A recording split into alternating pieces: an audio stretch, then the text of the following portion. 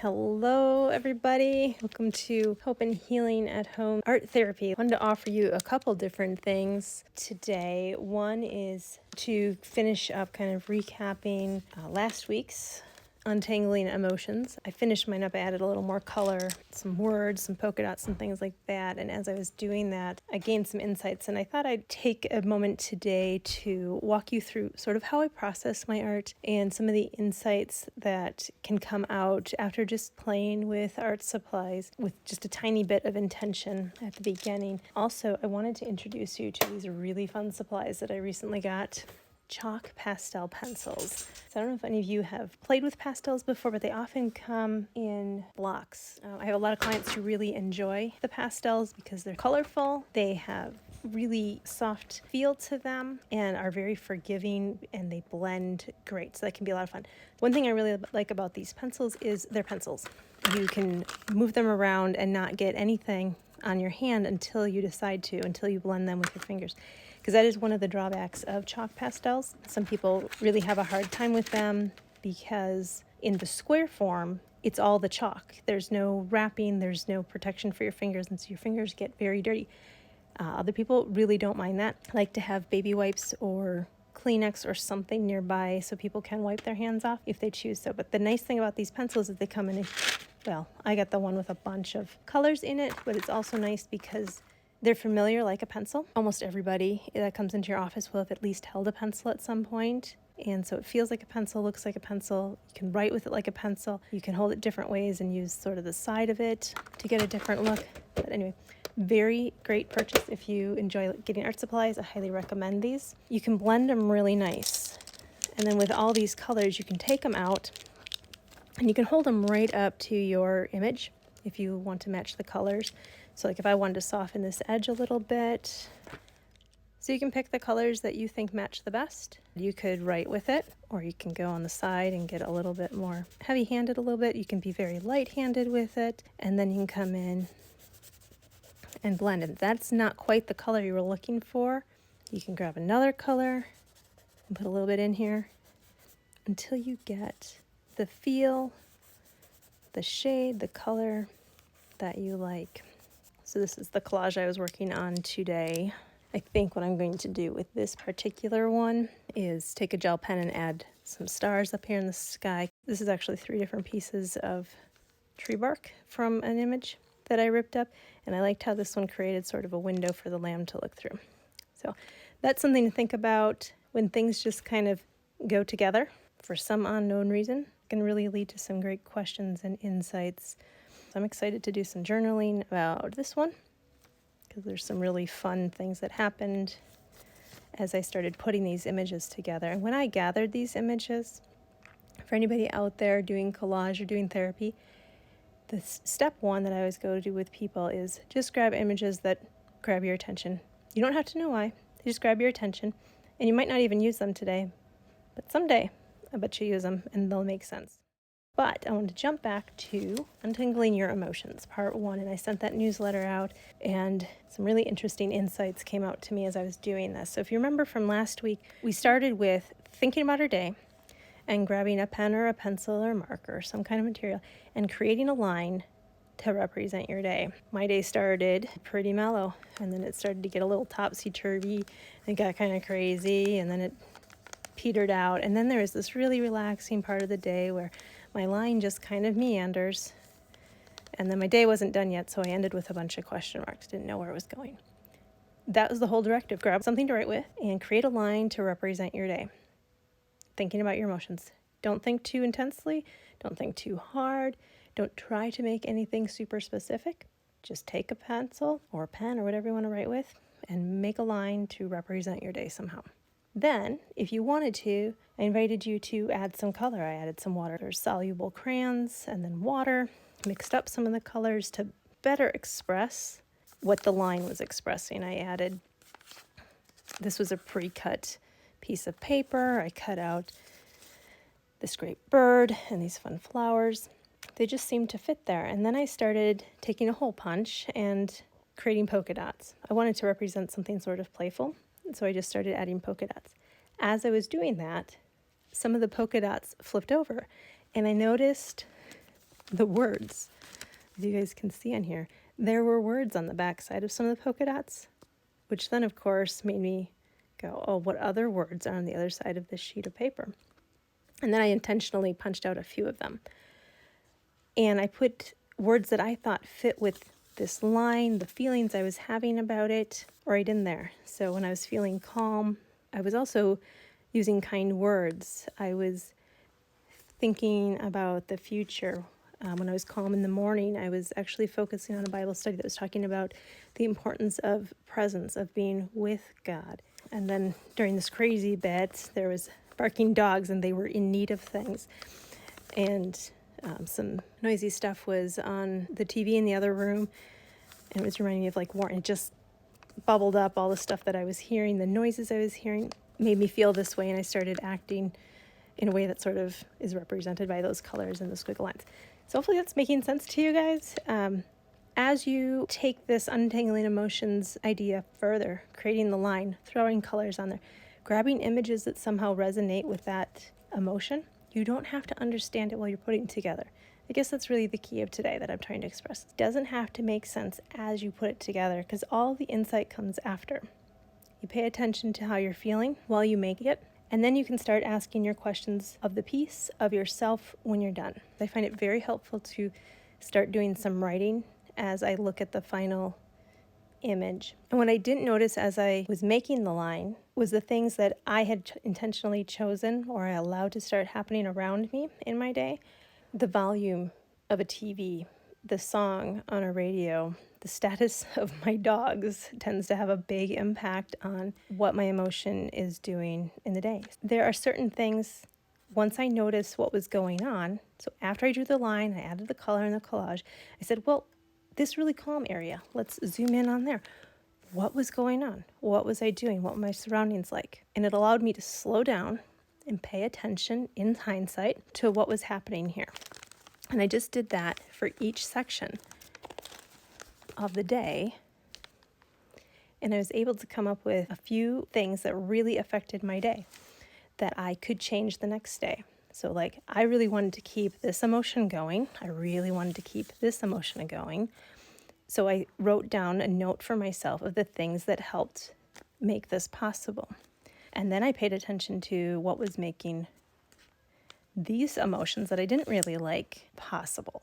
And there were things that I noticed in hindsight that I hadn't noticed in the moment that day, of things that I could do proactively the next day to minimize these emotions and maximize these emotions that I did like. I also noticed as I looked at this as a whole, and I don't know if any of you are noticing this, but they don't stay in their little containers.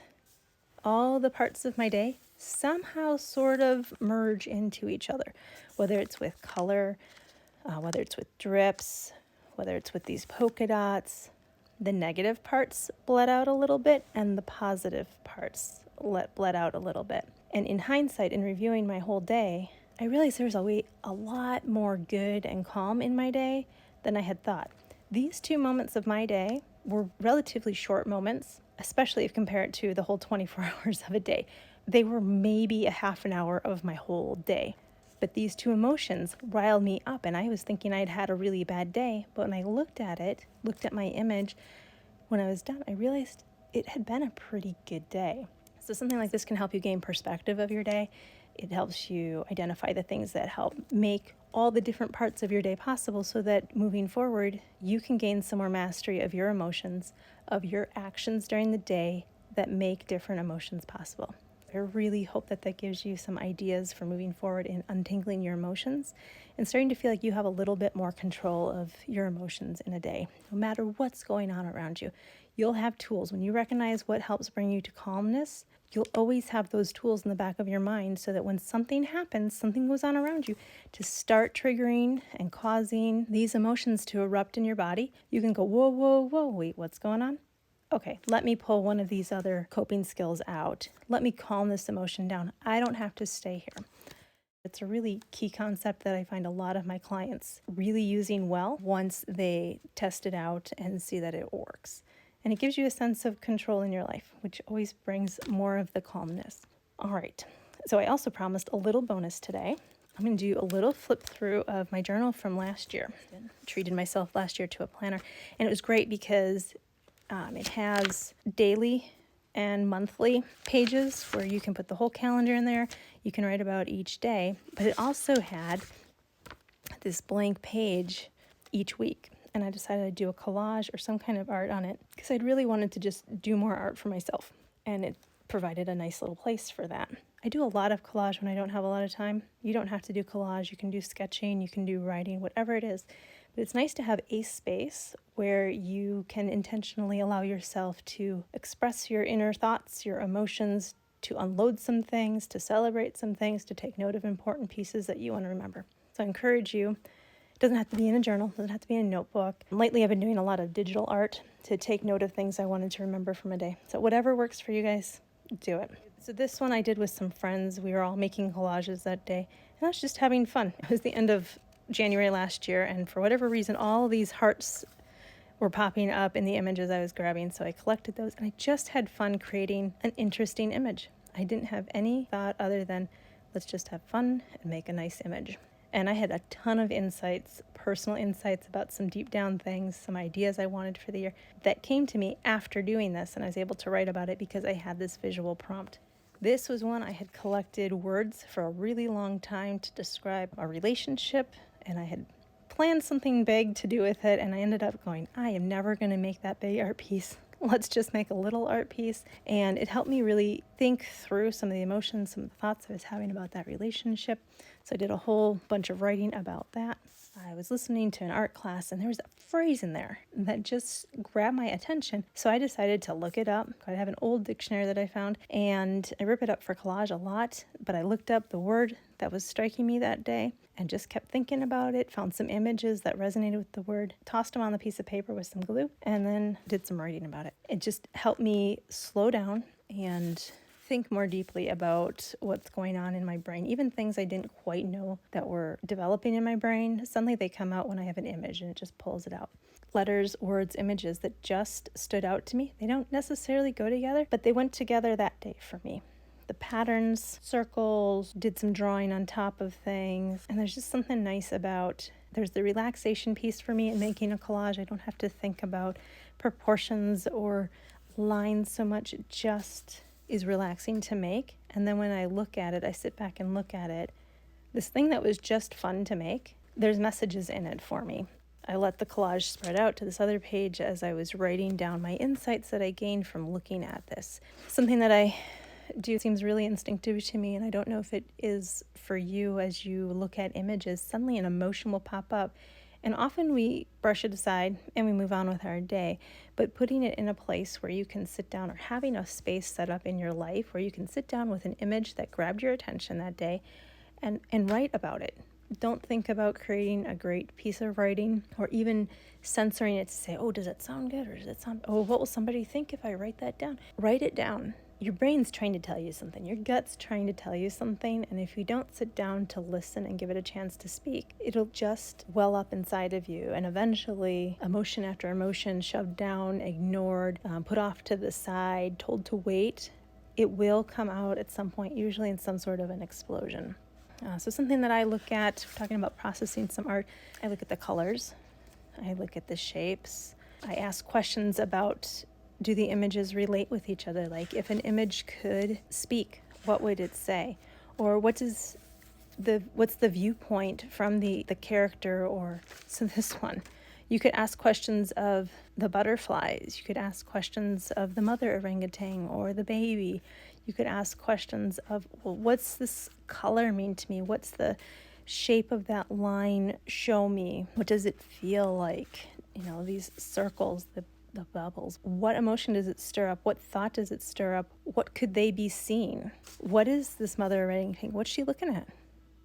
Have fun with these things. Allow images from different pages, from different settings. Be creative in putting them together. Don't think that it has to make sense. This one made me laugh for days. I saw this ad, it said, give poop a chance. This is not something I would normally put in anything, but I couldn't let it go back, and I couldn't let it go in the trash bin. I just held on to it for days, and then I threw it on this page because the colors went, and I gave myself a little message inside. So you can have some hidden art.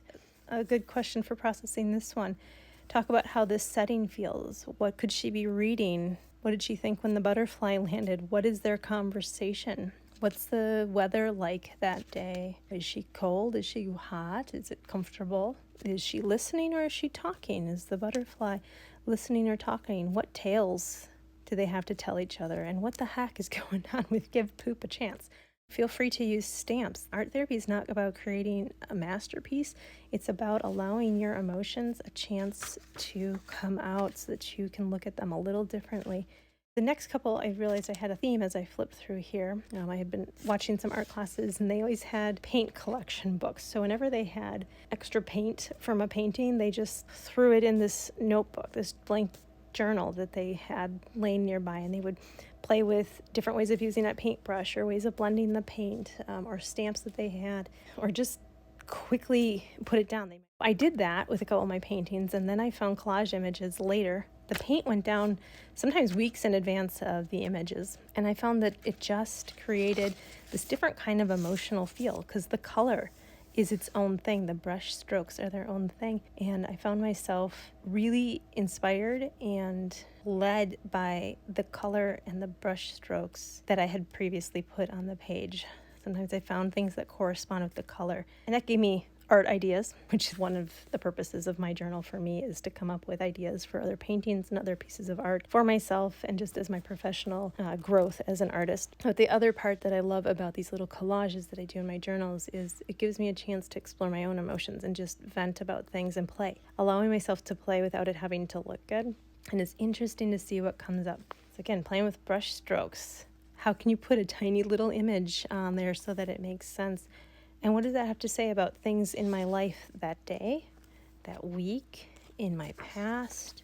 As I play, what memories come to mind when I saw this image and just this whole thing as I was playing with brush strokes. When it was down, I thought, oh my goodness, it looks like mountains. I had not intended to create mountains, but it turned out to be mountains. And then I thought of Wilson when I saw this. And that inspired a whole bunch of writing about, well, part of it was the funness of smushing these paints on here. Another was like loneliness, adventure. Who am I surrounding myself with? So you never know what's going to come out. And this can be as simple as merging some images you like. This is actually from a letter, the postage meter that was on there. Anyway, I grabbed it off my dad's pile of garbage and cut that out and added it to some other images I had. And then I just took a pen and made some marks. And this one started with thinking of the Christmas star. So if anything, a moment in your life, an activity, a piece of news that catches your attention, pay attention to that and give yourself a moment, give yourself some space to put it down on paper with color, with image, with words, and then allow yourself to sit back and look at it and let it speak to you. So I hope that gives you a little bit of inspiration. I hope that you will try doing some journaling and untangling your emotions that come about in your days and weeks instead of just letting them sit to the side and saying, I've got other things that are calling my attention today that I got to get to.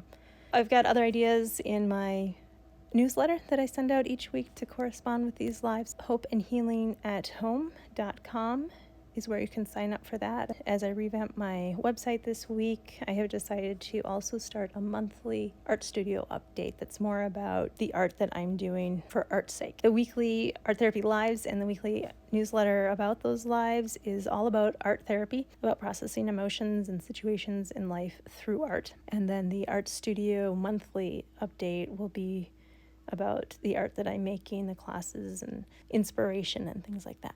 So both of those you can sign up for at hopeandhealingathome.com. I encourage you this week, play, let words come.